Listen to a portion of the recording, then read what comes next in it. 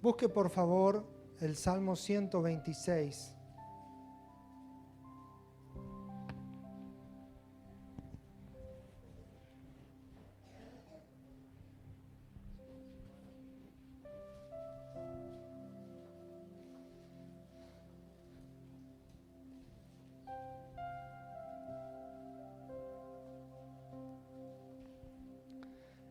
El Salmo 126, lo voy a poner un poco en contexto, es uno de los 15 salmos que se llaman cánticos graduales o cánticos de grados, o también se le puede conocer cánticos de la subida, y ahora les voy a explicar por qué.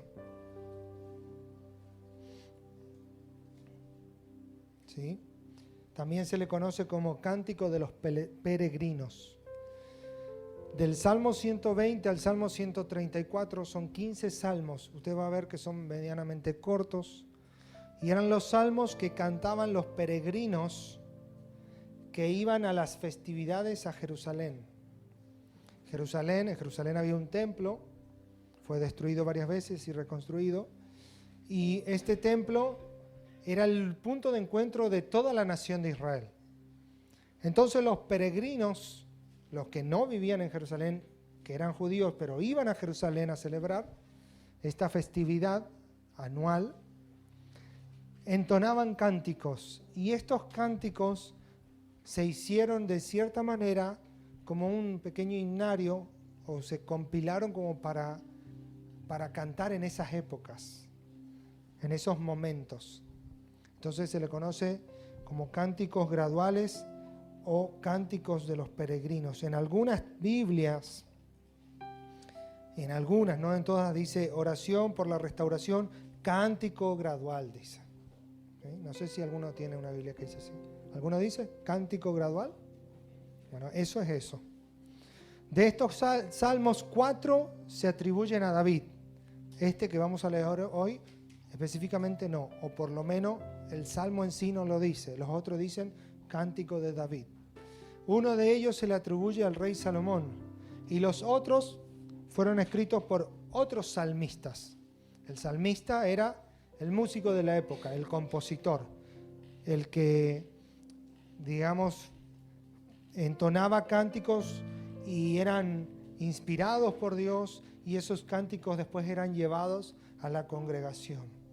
El Salmo 126 es uno de ellos, uno de estos cánticos graduales, y quiero que lo podamos leer juntos. Dice: cuando Jehová hiciere volver la cautividad de Sión, seremos como los que sueñan. Entonces nuestra boca se llenará de risa y nuestras lenguas de alabanza. Entonces dirán entre las naciones: grandes cosas ha hecho Jehová con estos. Grandes cosas ha hecho Jehová con nosotros. Estaremos alegres. Verso 4. Haz volver nuestra cautividad, oh Jehová, como los arroyos del Negev. Los que sembraron con lágrimas, con regocijo segarán. Irá andando y llorando el que lleva la preciosa semilla, mas volverá a venir con regocijo trayendo sus gavillas. Hay una canción que a veces solemos cantar: cuando el Señor hiciere volver la cautividad. ¿Se acuerdan de esa canción? Seremos como los que sueñan. Es esta canción, o sea, es una adaptación de este salmo. Y era un salmo que cantaban los judíos probablemente, y digo probablemente porque no hay una certeza, son cosas que se fueron investigando en la historia, y bueno, y son probables. Probablemente este salmo haya sido cantado por primera vez o escrito cuando los judíos vienen con Esdras y con Nehemías en su primer retorno del exilio. Acuérdense que Israel y después Judá en el 597 a.C., si no me acuerdo mal la fecha, fueron llevados cautivos, uno por los asirios y otro por los babilónicos, y pasaron muchos años, como 70 años, y un rey, Ciro de Persia, otro imperio ya, les permite volver a ellos, les permite regresar a su tierra, a Jerusalén específicamente. Les permite restaurar el templo primero y después, eso fue con Esdras, y después con Nehemías les permite restaurar los muros de la ciudad. Entonces, esta gente probablemente haya entonado esta canción antes de volver o durante el retorno o ni bien hubieran llegado. Este cántico decía: cuando Jehová hiciere volver la cautividad de Sión. La NTV la traduce de otra manera y dice: cuando el Señor trajo a los desterrados de regreso a Jerusalén, fue como un sueño. Lo pone como si fuese en pasado. No hay certeza sobre qué traducción es más óptima que la otra. De repente, para lo que queremos hablar esta noche, no tiene demasiada relevancia.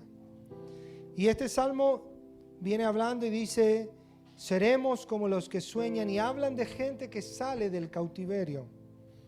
Hablan de gente que regresan a un lugar, a una posición que ellos anhelaban, que amaban. Dejan esa posición de cautivos en tierra lejana, pero hoy son llamados a su tierra natal.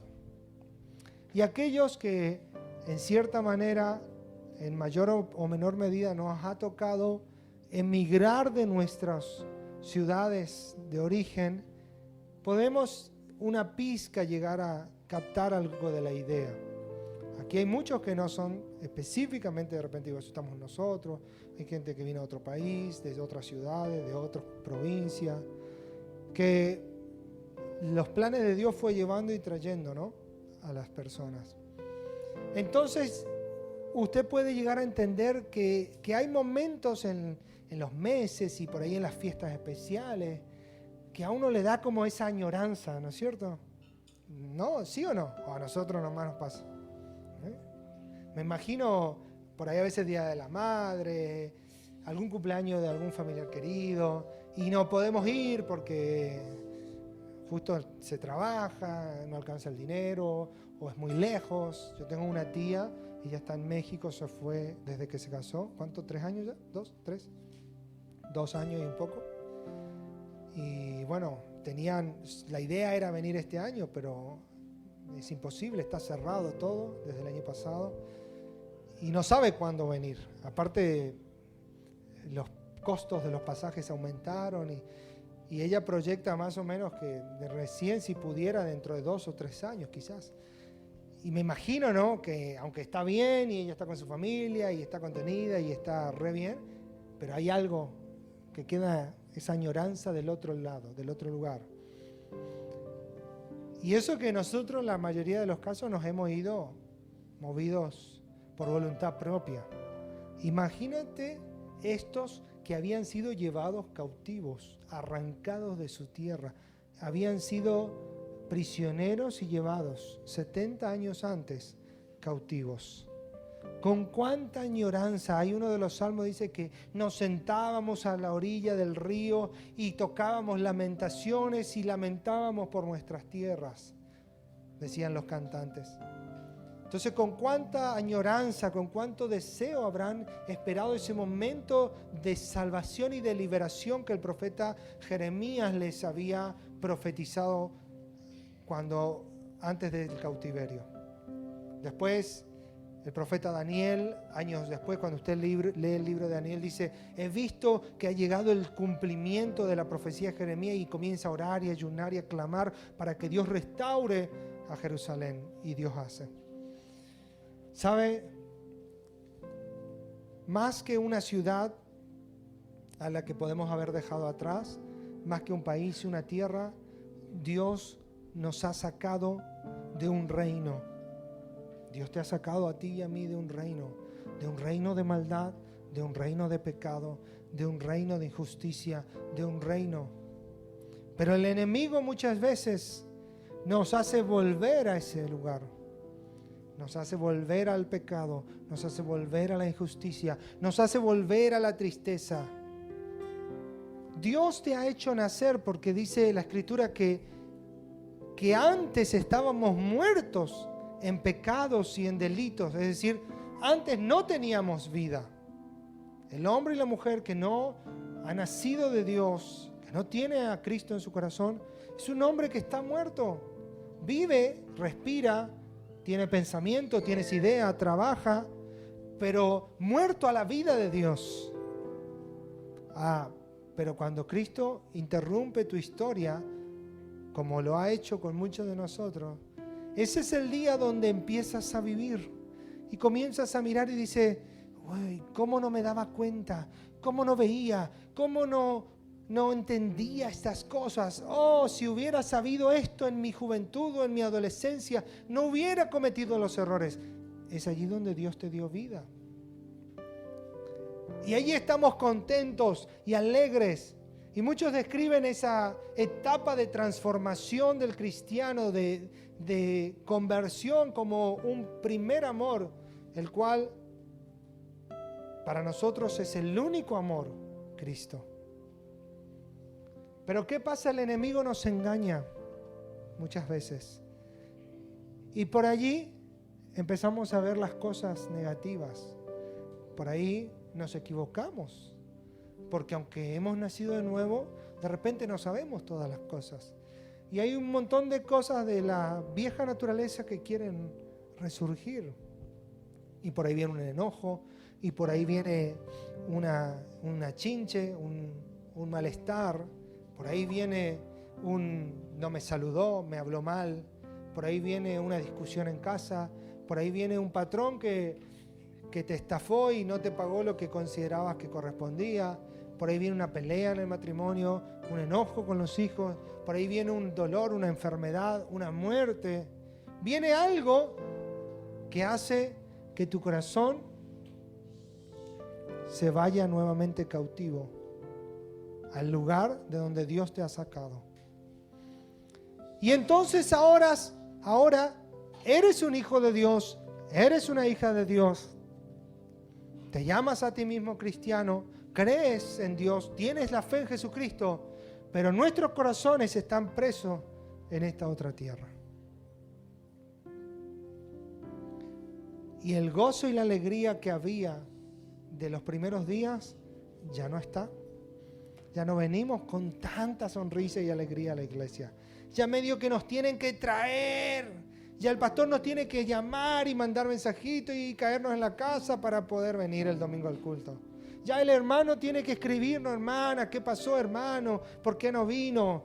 ¿Qué le está pasando? Ya. ¿Entienden cómo es? No porque hayamos renegado de Dios, ni odiemos la iglesia, nada.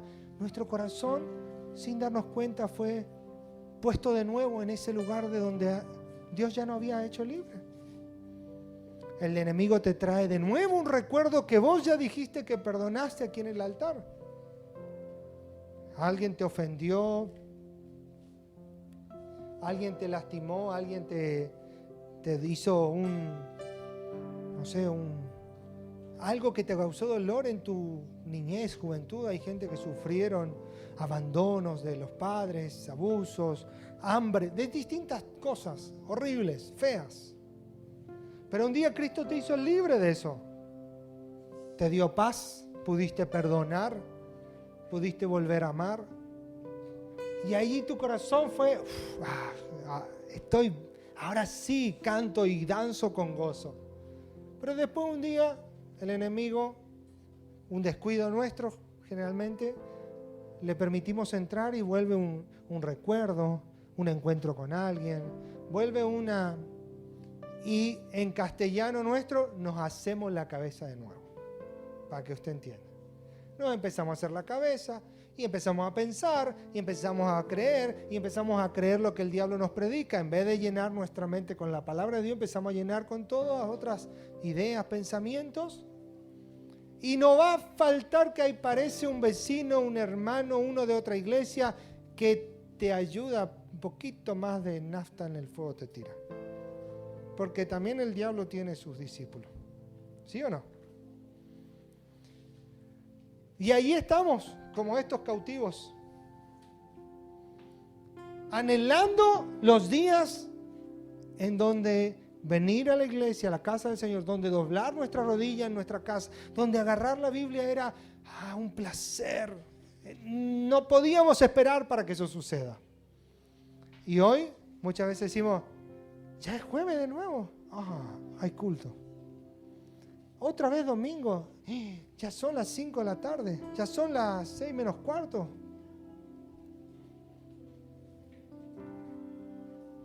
No, y tengo que ir porque le prometí al hermano fulano que iba. Le prometí al pastor que iba. Si no, después me llama, me pregunta, me tira la oreja, me da un café. Y ahí venimos medio para que no nos pregunten nomás. Otra vez yo tengo que ir a... ¿Para qué me comprometí con tal cosa? No sé para qué es lo que te abrí mi boca. Y lo que en un primer momento hacíamos por amor, por agradecimiento, por pasión, de repente se vuelve una carga. Y lo empezamos a hacer porque tomamos el compromiso. Y como nos da vergüenza decir, miren, yo no estoy bien, necesito hablar, necesito ser ministrado. Como nos da vergüenza, entonces empezamos a hacer. Porque hemos aprendido a venir a la iglesia, hemos aprendido cómo se canta, cómo se ora, cómo se levanta las manos, cómo se tocan los instrumentos, cómo se sirve. Y el servicio empieza ya a tener olor a rancio, sabor agrio. Cuando usted come pan viejo, es pan, pero es viejo. Y usted se da cuenta. Y los más grandes, mi abuela, por ejemplo, se va al panadero y toma tu pan viejo, devuélveme mi plato, dame uno nuevo. Yo no me animo de la vergüenza. No voy a comer lo de mi perra, pero bueno, si hay hambre vamos a comer, es lo que venga. ¿Entiendes? Y allí es donde empezamos a añorar y a decir, me acuerdo los cultos, me acuerdo los campamentos. Y entonces pensamos que el ahora está mal y que aquello era bueno. Pero a veces ni los cultos, ni los campamentos, ni la iglesia cambió 1 milímetro. El que cambió fui yo. Los que cambiamos somos nosotros. Ya no son los cultos como eran antes. Un día hablaba con un hermano en Posadas, una persona cercana, muy cercana a mí, y un hermano de la iglesia de allá, cuando en uno de las veces que hemos ido, no sé, siempre lo mismo, lo que pasa, qué sé yo. Le digo, ¿estás seguro que la iglesia es siempre lo mismo? Porque Dios sigue viniendo. Y ahí empezamos a indagar, ¿cómo está tu comunión con Dios? ¿Cómo está tu motivación para servir? Había sido que el que había cambiado es la persona. Entonces ya el mismo hermano que antes tocaba así, ahora ya no me gusta como toca. El mismo que le juntaba la ofrenda así, ahora ya no me gusta como juntaba. El que me recibía en la puerta ya no me cae bien. El que predica, ese lo mismo siempre habla. El que toca la guitarra siempre con la misma, el mismo rasguido. Y empezamos a encontrar todos los defectos. Y que la maestra, y que la que limpió, que la que no limpió, que el que vino, que el que no vino. Pero es nuestro corazón, nuestra alma, que ha vuelto al lugar de donde Dios ya nos había hecho libre. Y ahí empieza de nuevo el matrimonio a tener problemas, padres e hijos, trabajadores y jefes. Y empieza todo eso. Pero nuestro corazón anhela lo otro. Yo anhelo el momento. Pero el enemigo nos miente con vergüenzas, con un montón de cosas. Pero dice, seremos como los que sueñan. Comenzamos a soñar. Y no queremos admitirlo, pero en realidad soñamos. ¿Y saben qué surge allí? La envidia. El enemigo astuto. Y uno dice, envidia, sí. Porque le veo a mi hermana, le veo a mi hermano, que está encendido, que está alabando, que está dando gozo y alabanzas a Dios. Y yo no. Entonces me empieza a dar celos, a dar envidias. Y como el enemigo, que es astuto, y nosotros por ahí medio ingenuos, nos insta. Empezamos a criticar, empezamos a hablar mal. Si una persona recién convertida, ese está en el primer amor, ya se le va a pasar. Cuando vea lo que son los hermanos, la verdad, cuando le conozca de verdad al pastor, se le va a pasar. Y empezamos a tirar veneno. Y ese cristiano que tendría que haber madurado en la fe, madurado en el amor, en el gozo, que tendría que ser un hombre, una mujer, un matrimonio que está sirviendo, que está colaborando, que está ayudando, resulta que es un ancla que comienza a detener el avance de otros en la iglesia del Señor. Chan. Pero Dios, que tiene misericordia de nosotros, porque todos nosotros hemos estado en esa posición, y cuando digo todo, me incluyo. Dios, que tiene misericordia, dice que Él nos hace volver de esa cautividad. Nos da una oportunidad, una mirada de esperanza para sacarnos de esa posición. Y como el verso 2 dice, y nuestra boca se llenará de risa nuevamente, y nuestra lengua de alabanza nuevamente. Y dirán las naciones, dirán los demás, los que vean van a mirar y dice, grandes cosas ha hecho Jehová con estos. Cómo Dios restauró, cómo Dios animó, cómo Dios levantó, cómo Dios sostuvo. Grandes cosas ha hecho Dios. ¿No metimos la pata cuántas veces nosotros? ¿No erramos cuántas veces? ¿Y no estuvo la misericordia de Dios acaso sosteniéndonos y socorriéndonos oportunamente? Grandes cosas Dios hace y seguirá haciendo. Grandes cosas ha hecho Jehová con nosotros, dice el verso 3. Estaremos alegres. ¿Sabe? Un cristiano debe ser un hombre o una mujer alegre. Alegre no significa que anda a las risas todo el día contando chistes por ahí y siendo el alma de la fiesta. Porque eso depende del carácter de la persona. Hay personas que tienen esa gracia. Y hay otros que son, como yo, serios. La mayoría que me ve y me conoce piensa que estoy enojado. Pero yo no estoy enojado. Es mi cara nomás. No sé por qué Dios me dio esta cara. Y sí. Entonces, y hay gente, así le pasa ya que también. Usted le ve cara seria, pero ella es una persona alegre. Aunque usted no crea. ¿No es cierto? ¿Cuánto problema, pobre ya que? No, ella es muy seria, a mí no me quiere. Es la cara que uno tiene. Alegre tiene que ver con un gozo interno en medio de las dificultades, con que el enemigo no puede moverte de esa confianza que el hombre y la mujer tienen en Dios. Que cuando vienen las pruebas, la depresión tiene que trabajar demasiado para tumbarte.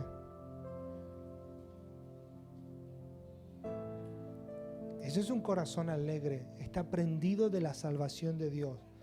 El corazón alegre también llora, también se duele, también siente los golpes, también se amarga, pero rápido encuentra gozo en su Dios.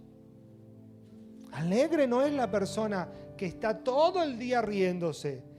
En general, los psicólogos dicen que cuanto más risa, más dolor.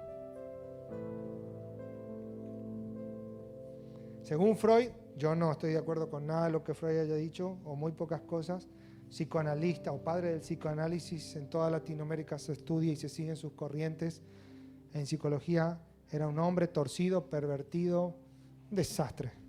Pero dijo algunas verdades. Y él decía que el hombre expresa sus dolores y sus angustias, o se desahoga, por así decirlo, a través de básicamente dos actitudes: los sueños y la risa, decía él. Entonces de repente, esa persona que más se ríe, que más extravagante, es la que más dolor tapa, más angustia acarrea. No sé. Por eso, todo serio ahora, todo serio, porque si me río el pastor va a pensar que... No. Pero a veces uno conoce, uno ve gente así. Pero cuando empieza esa persona a abrir su corazón, en realidad a veces ha pasado cosas bien duras, bien difíciles, angustias bien fuertes. Y muchas de ellas todavía están en carne viva, las heridas. ¿Sí? Pero el cristiano debe ser un hombre, una mujer alegre, un pueblo alegre. Los judíos no eran tristes, eran alegres. Ellos danzaban, bailaban, tocaban pandereta, tenían música. Es más, eran para la iglesia moderna eran como raros, muy extravagantes. La alegría tiene que ser parte de nuestras vidas, las risas, los gozos, porque Dios te ha librado del pecado. Ya no tienes por qué obedecer al pecado y a la maldad. Dios te ha hecho libre. Él te ha traído de nuevo. El verso 4 dice: haz volver nuestra cautividad, oh Jehová, como los arroyos del Negev. El Negev era una llanura semidesértica, y esa palabra arroyos no es como nuestra imaginación local dice la palabra arroyo. Si yo le digo el arroyo, ¿qué se imaginan? El arroyo, no sé, dígame uno. En Bocaí, por ejemplo. ¿Usted vio alguna vez en Bocaí seco? ¿Nunca vieron seco? Bueno, esta palabra y lo que acá pasaba era que cuando decían los arroyos del Negev eran los surcos que quedaban en el verano secos por donde debía pasar el agua, que en el invierno se acumulaba y comenzaba el descongelamiento. Es decir que en las épocas de sequía quedaban todos esos espacios como arroyos, como surcos gigantes en la tierra, quedaban vacíos, secos, estériles. Y era cuando el agricultor, con fe y con mucha esperanza, tenía que arar la tierra y sembrar la semilla, y en fe y esperanza orar a Dios para que cuando llegue la primavera o llegue las estaciones donde comenzaba el deshielo, esos arroyos se llenasen de agua y fertilizasen los campos y diera la cosecha abundante que esperaban. Entonces dice, como los arroyos del Negev era algo que sucedía de un día para otro. Era un deshielo intenso, fuerte, que inundaba todo un valle. Y dice el salmista: haznos volver de nuestra cautividad de esa forma. Haznos volver como los arroyos que cobran vida cuando están secos. Es el clamor y la oración de un hijo y una hija de Dios. Cuando tú sientes que estás alejado de Dios, cuando sientes que llamas y no hay respuesta, cuando sientes que la carga se vuelve muy pesada, ¿qué oración debemos hacer? Señor, hazme volver de este cautiverio, hazme reír, hazme gozar, hazme vivir de nuevo el gozo de la salvación. Dice el salmista David, después de haber cometido pecado, que no fue una cosa menor, dejó embarazada a la mujer del amigo, y cuando le descubrieron le mató al amigo. O sea, no es que David robó 500 pesos el kiosco, le quedó debiendo al panadero, o que bueno, dijo, se tomó unas copas de más. Asesinato, adulterio y una lista larga. Pero cuando él es descubierto, o el profeta Natán lo confronta, él va y adora y clama y pide a Dios perdón y dice: devuélveme, haz que el gozo de la salvación vuelva a mí. Porque ¿saben qué hace el pecado en nosotros? Nos roba el gozo. el pecado en nuestras vidas, lo primero que nos roba es el gozo. El verso 5 dice, los que sembraron con lágrimas, con regocijo segarán. Y vuelve a afirmar, irán dando y llorando el que lleva la preciosa semilla, mas volverá a venir con regocijo trayendo sus gavillas. Las gavillas eran los manojos de la cosecha. Habla del trigo o un cultivo parecido. Pero estos dos versículos que dicen lo mismo enfatizado, habla de que la siembra es con gozo. La cosecha es con gozo, la siega es con gozo, pero la siembra, se hace con lágrimas. Y saben, nosotros no nos gusta esta parte. A nosotros no nos gusta la idea de que para poder sembrar van a haber lágrimas. No es algo lindo. Para poder obtener una ganancia, primero debe haber una inversión. Y esa inversión siempre nos lleva a una posición, a un lugar donde debemos restringir nuestros propios deseos. Debemos muchas veces morir a cosas que nos gustan para poder posterior cegar algo que nos agrade. El agricultor, en medio de ese sequedal, tenía que sufrir porque no sabía si ese año iban a haber lluvias, no sabía si ese año iba a ocurrir que el Negev se llene de agua. Y entonces sembraba y clamaba y lloraba y echaba lágrimas y pedía a Dios, por favor, manda la lluvia en el tiempo correcto. Querido hermano, muchas veces en el caminar cristiano nuestra siembra va a ser con lágrimas. Nuestra siembra va a llevar lágrimas.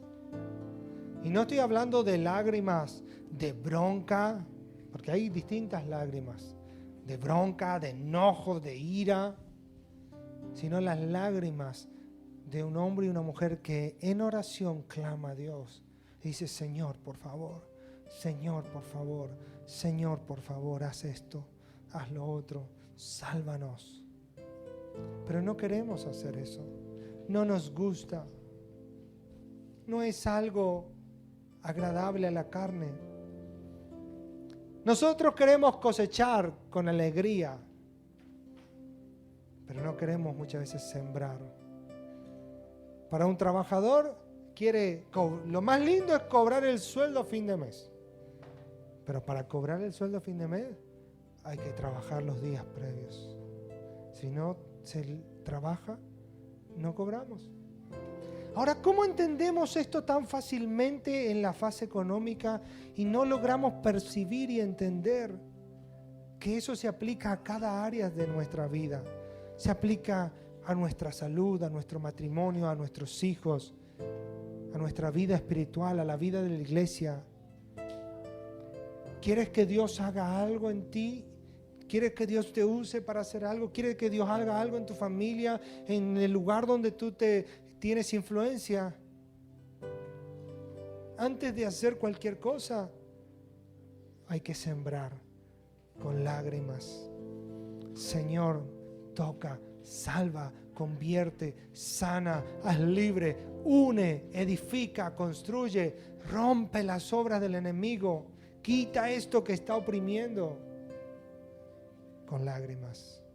Dice, irá andando y llorando el que lleva la preciosa semilla. Los que sembraron con lágrimas son los que van a recoger con gozo. No todos. Los que sembraron con lágrimas en sus ojos. Lágrimas ante Dios, lágrimas en el altar, lágrimas en la presencia de Dios, viniendo una y otra vez a adorar, a clamar, a decir, a humillarse y decir, Señor, sálvame, cambia mi vida, transfórmame, quiero ser más como tú. Esos a su debido tiempo van a cosechar con alegría los frutos del clamor.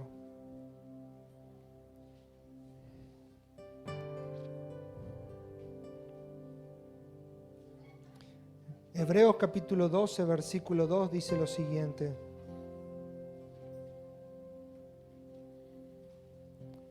La NTV, voy a leerla, dice: esto lo hacemos al fijar la mirada en Jesús, el campeón que inicia y perfecciona nuestra fe, autor y consumador de la fe.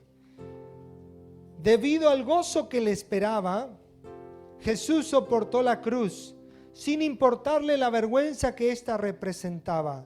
Ahora está sentado en el lugar de honor junto al trono de Dios. La Reina Valera, que es la que está acá, dice: el cual por el gozo puesto delante de él sufrió la cruz, menospreciando el oprobio. ¿Cómo Jesús iba a cosechar el gozo de salvar al hombre sin él haber sembrado con lágrimas y dolor? Si usted lee Isaías 53, anótelo y léanlo en su casa. Dice el verso 3: despreciado, desechado entre los hombres, varón de dolores, experimentado en quebranto, le dimos la espalda, desviamos la mirada de él, fue despreciado, no nos importó. Fueron nuestras debilidades las que él cargó y nuestros dolores los que le agobiaron. Pensamos que sus dificultades eran un castigo de Dios, un castigo por sus propios pecados. El verso 5 dice: pero él fue traspasado por nuestras rebeliones, aplastado por nuestros pecados, golpeado para que estuviéramos en paz, azotado para que pudiéramos ser sanados. Nosotros nos hemos extraviado como ovejas de los caminos de Dios. Sin embargo, el Señor puso sobre él los pecados de todos nosotros. Verso 7 dice: oprimido, tratado con crueldad. Sin embargo, no dijo ni una palabra. Como cordero fue llevado al matadero, y como oveja en silencio ante sus trasquiladores no abrió su boca. Verso 9: él no había hecho nada malo, jamás había engañado a nadie, pero fue enterrado como un criminal. Fue puesto en la tumba de un hombre rico. Formaba parte del buen plan del Señor aplastarlo y causarle dolor. Sin embargo, cuando su vida sea entregada en ofrenda por el pecado, tendrá descendientes y disfrutará de una larga vida. Y habla de Cristo en el futuro. Cristo, para darnos salvación, tuvo que sembrar con muchas lágrimas y dolores. Con muchas lágrimas. Romanos 8:17 dice lo siguiente: si somos sus hijos, también somos herederos. De hecho, somos herederos junto con Cristo de la gloria de Dios. Pero si vamos a participar de su gloria, también debemos participar de su sufrimiento. En la vida cristiana hay mucha gloria de Dios para ti. Pero debes saber que también vas a participar de los sufrimientos de Cristo. Pablo decía: yo tengo en mi espalda las marcas, comparto con Cristo el sufrimiento completo, lo que Él sufrió. Va a haber que sembrar con lágrimas. Va a haber, dice la Escritura, que si el grano no cae en tierra y muere, no puede llevar frutos. Pero si eso es enterrado y muere el grano, llevará frutos. ¿Quieres que tu vida sea una vida que lleve frutos para Dios? Y no frutos económicos, materiales, no estoy hablando de eso. Frutos espirituales para el reino, para que tu familia conozca a Cristo a través de ti, para que tu barrio, tu lugar de trabajo, para que tu vida sea una verdadera transformación, tu matrimonio tenga una verdadera restauración, tus hijos sean verdaderos hombres y mujeres consagrados a Dios. El grano tiene que caer en la tierra y morir. Y así volverá trayendo frutos con gozo y alegría. Si me permite 5 minutos, quiero leerle una historia de alguien que a mí su testimonio de vida me ha marcado mucho. Y se las voy a leer para que no omitir los detalles. Y es el testimonio de un matrimonio de apellido Flot, o bien pronunciado sería Flat. Él se llamaba David y ella se llamaba Svea. En el año 1921, David Flot, esto es verídico, y su joven esposa Svea y su pequeño hijo de 2 años dejaron Suecia, un matrimonio de misioneros suecos. Suecia fue un país que evangelizó a través de sus misioneros muchísimos lugares en el mundo, incluyendo misiones. Las asambleas de Dios que usted ve por todo misiones son de ellos, o sea, fueron iniciadas por ellos. La asamblea de Dios, la grande que está allá, la del pastor Gauto y todas esas, sus orígenes fueron misioneros suecos de apellido Anderson, aquí en el Chaco, en Corriente. Este matrimonio, dice, dejaron Suecia rumbo al interior de África. Viajaban con otra pareja misionera y estas 2 parejas habían sido miembros activos de la iglesia. Habían comprometido sus vidas a llevar el evangelio a las tribus perdidas de África y estaban llenos de entusiasmo y optimismo, hasta el punto que cruzaron las montañas del Congo a golpe de machete para comenzar su ministerio en un lugar todavía indeterminado para ellos. Para su sorpresa, aldea tras aldea se rehusaba a darles entrada, convencido de que la presencia de aquellos blancos enojaría a los dioses y le traería grandes problemas. Días de llevar sus pertenencias, hambrientos, débiles, oraban para que la siguiente aldea del otro lado de la montaña les permitiera desarrollar sus ministerios. El jefe de la siguiente aldea fue más hostil todavía que los anteriores y les pidió que se marcharan. Y en su biografía se lee: lucharon para llevar sus pertenencias hacia la cima y al establecer las tiendas de campaña sabían que estarían demasiado cansados para levantar campamento otra vez. Decidieron limpiar el terreno, construir una choza de barro e hicieron lo mejor que podían para soportar las hostilidades de los aldeanos. ¿Va siguiendo hasta ahí?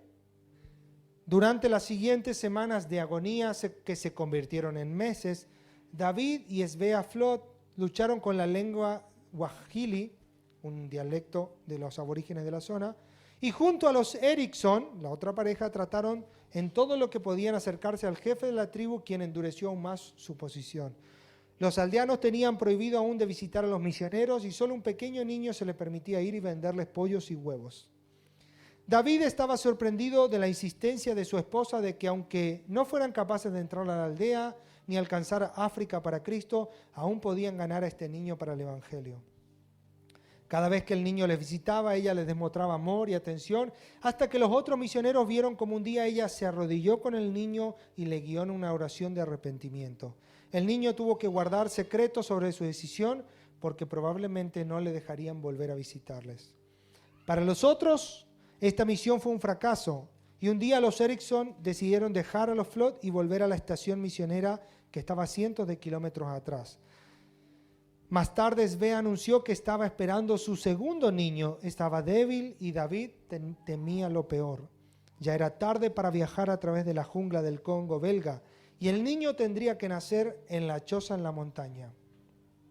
El niño cristiano llevó esta noticia a la aldea y sorprendentemente el jefe permitió que una partera de la tribu colaborara. Cuando el bebé ya estaba en fecha, Svea se contagió de malaria y cuando la matrona de la tribu llegó, gemía de fiebre y su niña nació y Svea susurró que se llamaría Aina, un clásico nombre sueco. 17 días después, Svea Flot falleció. Desesperado y lleno de amargura y rabia, David enterró a su esposa de 27 años porque no podía cuidar a un niño de 2 años y a una bebé sin ayuda. Contrató a un hombre de la aldea, llevó a sus hijos a la estación misionera. Para él había terminado su ministerio al Evangelio, su relación con Dios. Hasta donde él sabía, Dios le había quitado la vida a su esposa y su ministerio no era nada más que una trágica pérdida. El problema era que al volver a Suecia, nadie podría cuidar de su pequeña bebé. Entonces, como los Erickson no habían podido tener hijos, David le ofreció la oportunidad de adoptar a Ina y ellos accedieron. David volvió con su hijo abandonó la estación misionera, nunca más volvió, ni siquiera miró para atrás. Antes de que la pequeña Aina tuviera 1 año, Joel y Berta Erickson, los padres adoptivos, fueron envenenados por nativos y con un día de diferencia murieron. Aina se quedaba otra vez sin padre y fue reclamada por otra pareja de misioneros que tenía su propia hija. A la edad de 3 años, sus padres adoptivos dejaron África y se fueron a Minneapolis, Estados Unidos, y le cambiaron el nombre por Aggie. Con el tiempo, Aina asistió al colegio bíblico donde conoció a un joven que entraba al ministerio. Pasaron los años, Aina no tenía ninguna información de su padre. Sabía el nombre de sus padres y que eran de Suecia, pero nada más. No tenía tiempo para pensar. Un día, en una forma inesperada, una revista sueca apareció en su buzón. No tenía idea quién la enviaba, pero al pasar las páginas vio una fotografía que llamó su atención. La foto era de una pequeña cruz blanca con el nombre de Svea Flod. Saltó al automóvil, fue a buscar un profesor que entendiera sueco y 2 misioneros caminando por la selva, y el profesor les tradujo que 2 misioneros caminando por la selva llegaron a una aldea en el Congo belga y tomaron esta foto. Averiguaron en la aldea y les contaron la historia del artículo. Contaban que los misioneros se fueron, que el niño cristiano pidió permiso al jefe de la tribu para comenzar una escuela, que gradualmente este ahora joven muchacho fue maestro y líder y enseñó el evangelio y sus estudiantes y luego sus padres, y aún el jefe de la tribu aceptó a Cristo. Ahora esta aldea tenía 600 creyentes y una iglesia muy activa. Todo gracias al sacrificio y las lágrimas de David y primeramente de Svea. Aina no lo podía creer, comenzó a llorar y agradecer a Dios por dejarle saber la verdad sobre sus padres y su sacrificio. Para el 25 aniversario de su boda, el colegio les dio el boleto para ir a Suecia y entre todas las cosas empezó a buscar a su padre. Este era un anciano, ahora alcohólico, agnóstico, no creía en nada y maldecía a cualquiera que le mencionara a Dios. Luego de una reunión emotiva con sus hermanastros, ella pidió ver a su padre. Los hermanos le dijeron: si lo ves, no le hable de nada espiritual. Si escucha el nombre de Dios, estalla en furia. Cuando fue a su apartamento, entró a su cuarto y había botellas de licor en cada repisa, la mesa cubierta de botellas, y en un rincón apartado, un viejo pequeño arrugado tirado en una cama deshecha con su cabeza contra la pared. La diabetes y un derrame cerebral lo tenían paralizado desde hacía 3 años. La mujer se acercó y le dijo: papá, Aina está acá. Él se dio vuelta y tomó su mano y ella volvió a decir: papá. Y él contestó: Aina, nunca quise dejarte, y se largó a llorar. Está bien, papá, dice, Dios cuidó de mí. Entonces él se puso rígido, dejó de llorar. Dios nos olvidó a todos, escupió. Nuestras vidas están así gracias a él. Estuve en África todo el tiempo y solo un niño pequeño y luego perdí a tu madre. Papá, tengo una historia que contarte. No fuiste a África en vano, mamá no murió en vano. El niño pequeño ganó para el Señor toda su aldea. Y hoy, 40 años después, 600 personas en ese lugar sirven al Señor porque tú escuchaste el llamado de Dios en tu vida. David Flood se dio vuelta hasta que sus ojos se conectaron con los de sus hijas y comenzó a desear que eso fuera verdad. Y ella le dice: papá, es una buena historia, tenemos un Dios grande. Las lágrimas volvieron, comenzó a hablar. Al fin de esa tarde, la bondad de Dios lo había traído al arrepentimiento, al perdón y a la restauración nuevamente a David. Aina y su esposo volvieron a América y una semana después, David Flood partió con el Señor.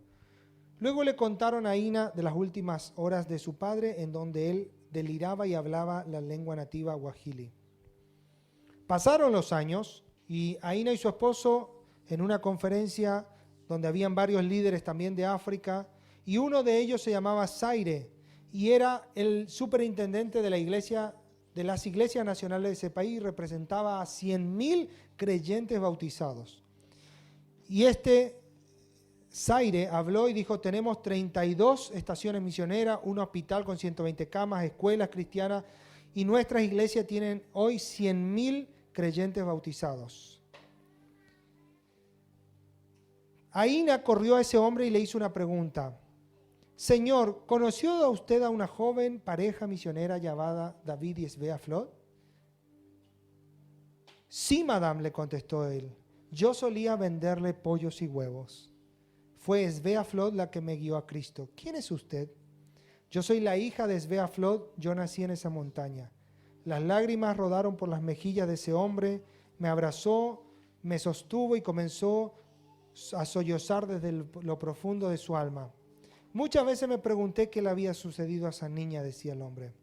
Debes volver a tu lugar de nacimiento. Tu madre es la persona más famosa de nuestra iglesia.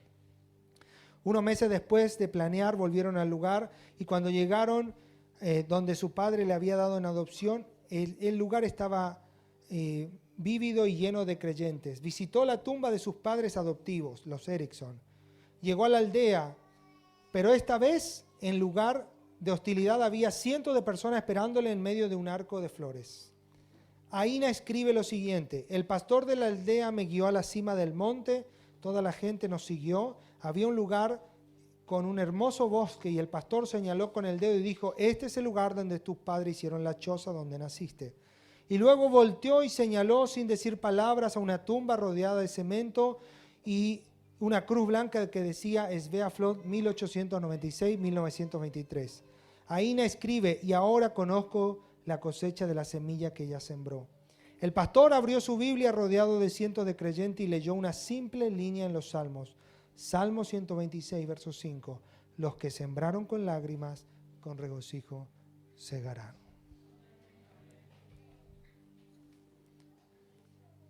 Esta mujer, Svea Flod, no solo sembró lágrimas, sembró su vida. ¿Y si Dios nos pidiera la vida para salvación de otros? ¿Cuán dispuestos estaríamos a darnos? A veces Dios solamente nos pide fidelidad. A veces apenas nos pide ser fieles en los cultos. A veces nos pide solamente llegar a horario. A veces nos pide ser amorosos, comprensivos, perdonar. A veces solo nos pide perdonar. A veces nos pide dejar los vicios, amar.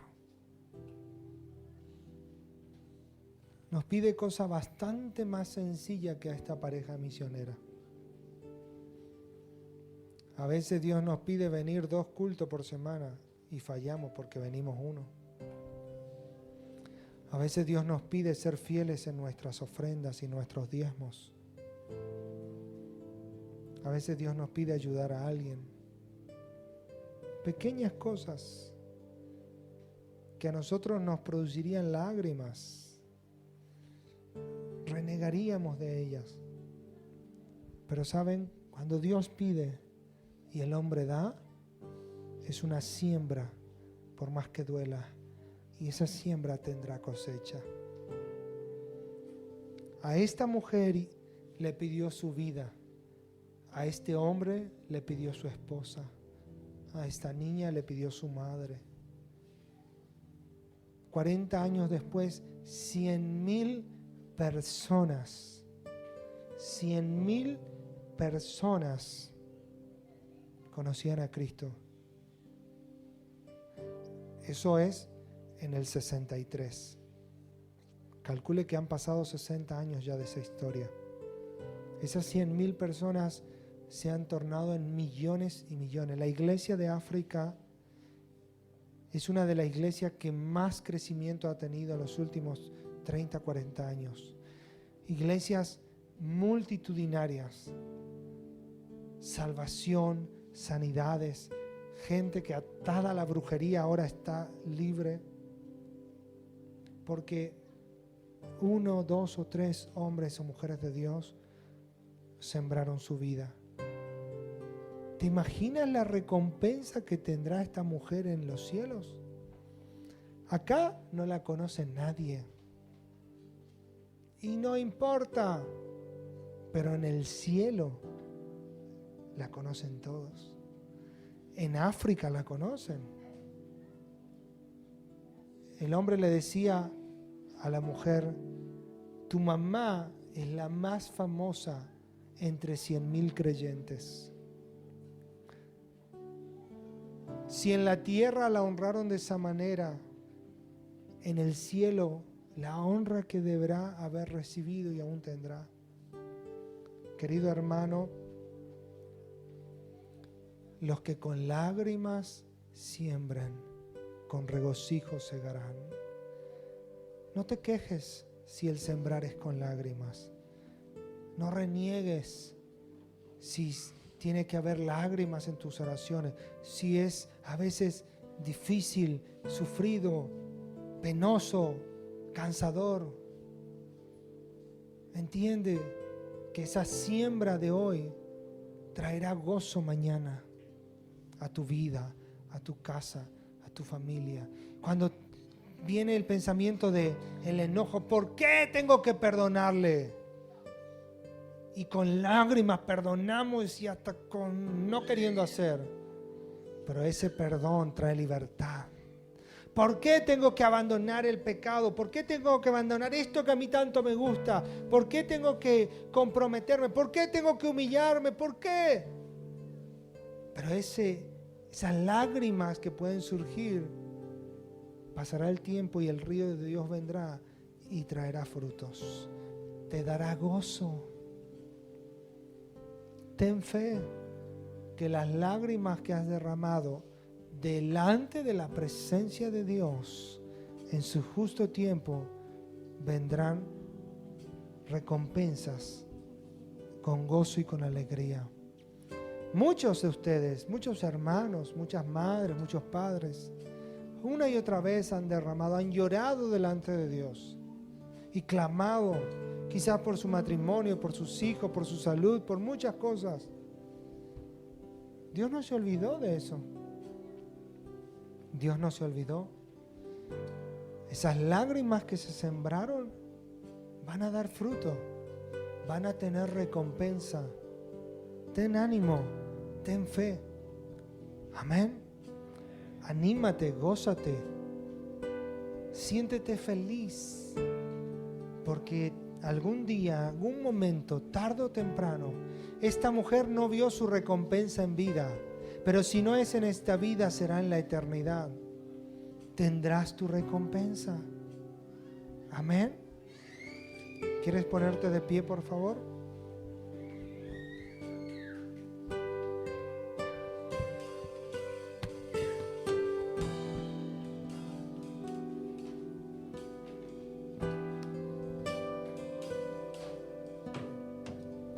Jesús, nuestras vidas como una ofrenda a ti.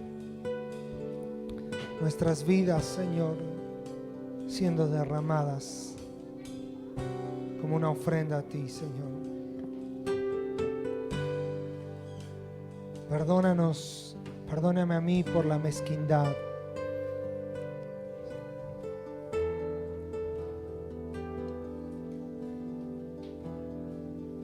Tú una y otra vez nos pides, nos demandas.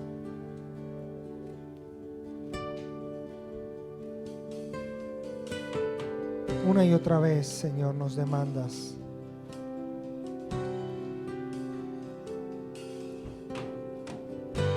Señor, que podamos ser hombres y mujeres que en esta ciudad siembren buenos frutos. Señor, y si tiene que ser hecho con lágrimas, Señor, aquí están mis ojos, aquí están mis rodillas, aquí está mi vida, aquí está mi corazón, aquí está mi casa. Señor, yo quiero que esta ciudad tenga frutos. Quiero que un día, Señor, se venga gozando, recogiendo las gavillas. Quiero que un día esta ciudad encuentre salvación y libertad. Si lo podré ver en vida o no, no es importante. Señor, pero aquí están nuestros corazones para sembrar con lágrimas para poner semillas de esperanza y de paz, para poner semillas de justicia y de verdad, para que, Señor, cuando andemos, sean, Señor, desparramadas semillas de gracia, semillas de salvación sobre las vidas, para que nuestra boca y nuestro corazón sean, Señor, semilleros de verdad y de justicia. Señor, ayúdanos a dar todo, ayúdanos a entregar todo, ayúdanos a rendir todo, ayúdanos, Señor, a ofrendar todo a ti, nuestro tiempo, nuestro corazón, nuestra vida, Señor, como una ofrenda para ti, para que a su debido tiempo podamos recoger los frutos de perdón, frutos de gracia, frutos de avivamiento, frutos de justicia. Señor, tú eres quien pones cada demanda en los corazones de tus hijos. Tú pones la demanda en cada uno. Señor, permite que seamos obedientes a tu voz. Señor, obedientes a tu voz. Jesús, gracias por este tiempo. Gracias por tu verdad. Gracias por tu misericordia. Gracias por tu paciencia. Gracias, Señor, porque tú tienes paciencia de nosotros, Señor. Oh Jesús, ayúdanos, Señor, en este día a poder tomar el compromiso, Señor, y rendir nuestros corazones a ti, Señor, hacer semillas que mueren delante de ti para llevar frutos para tu reino, no para mi reino, no frutos para mi nombre, sino para tu reino, para que tu nombre sea conocido y exaltado en este lugar. Oh Jesús, bendice las vidas, bendice las familias, bendice los hogares de mis hermanos, bendice a cada uno de mis hermanos, Señor, en la semana. Fortalécelos, renueva las fuerzas de los débiles, que tu Espíritu pueda traer vida y paz a cada uno de tus hijos. Señor, nos despedimos de este lugar en el nombre de Jesús, Señor. Amén y amén y amén. Amén, Jesús. Amén. Dios les bendiga, tenga buena semana. Salude a su hermano. Que sea una semana bendecida.